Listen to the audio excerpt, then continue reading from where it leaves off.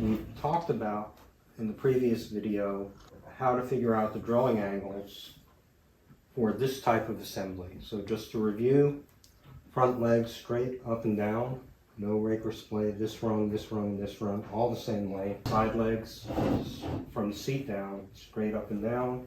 These three rungs are the same length. Rear legs, same thing. Legs straight up and down.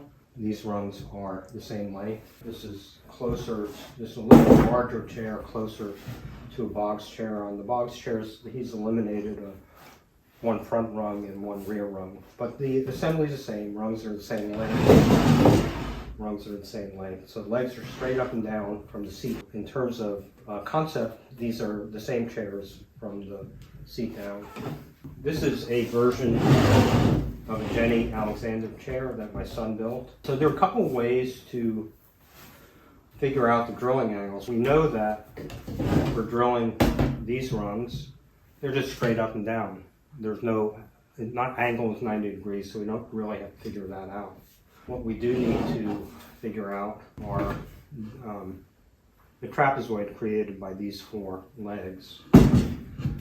And there are a couple ways to do it. If you, let's start with the easiest way is if you have a chair, it's very easy to measure the amount of rise you would need at the front and at the rear. So on the front panel assembly, when we're drilling for these mortises, in this, we have an assembled front panel. When we drill these mortises, we're going to raise the opposite leg of the assembled front panel assembly. We don't have any of this part of the chair.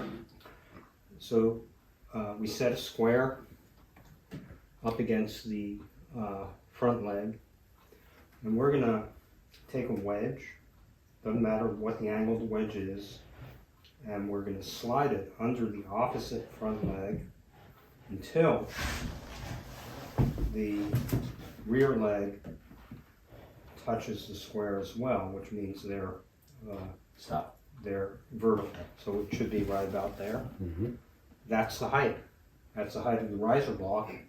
And then here's a riser block I made based on figuring it out using a wedge. So that would be our riser block for drilling all in this case, all 6 side rung mortises into an assembled front panel. And simple way of figuring that out.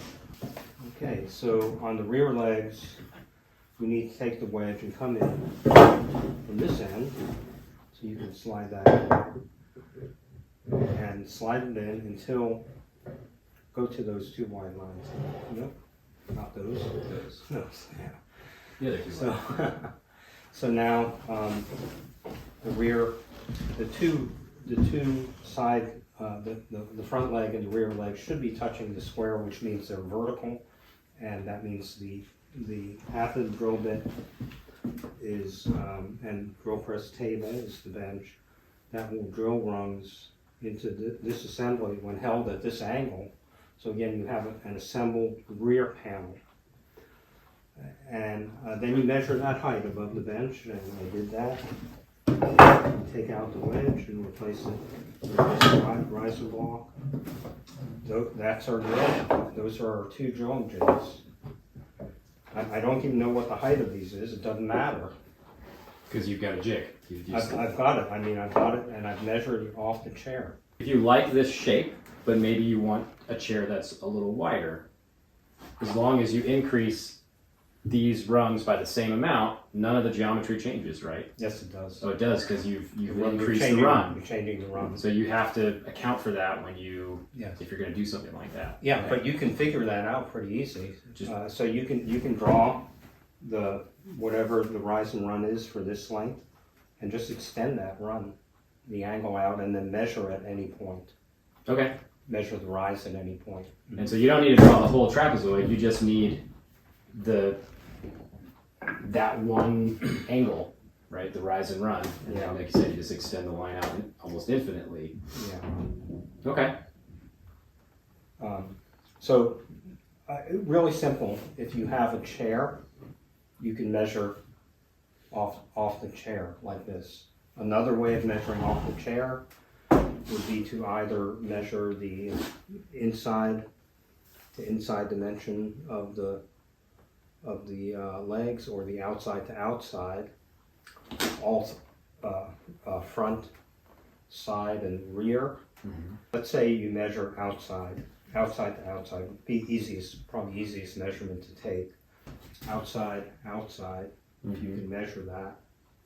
You then subtract half the diameter of each leg from that measurement. That would give you a center to center mark. So essentially the calculation would be outside to outside measurement minus the diameter of one leg would give you a center to center. You do that front to front, front to back, and back to back.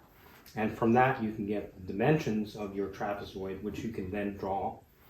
And then from the trapezoid, just like we did there, measure. And I did that. I did that for this chair. Mm-hmm. So let's get our framing square. So front panel, that should be roughly vertical. Mm-hmm. And rear panel, rear legs.